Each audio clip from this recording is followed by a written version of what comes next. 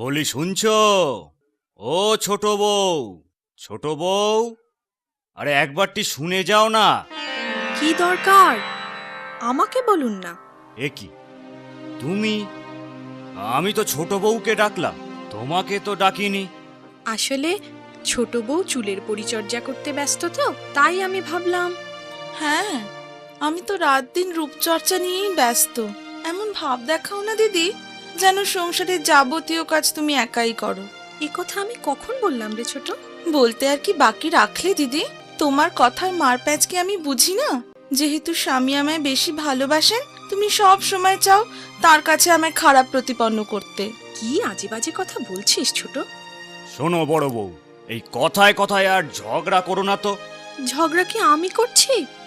ছোট তো সব সময়। বাজে কথা না বাড়িয়ে কাজের কাজ করো। যাও, আমার জন্য পানটা সেজে আনো। না চাইলে তো আজকাল কিছুই পাওয়া যায় না। আরে হাঁ করে দাঁড়িয়ে রইলে কেন? যাও না।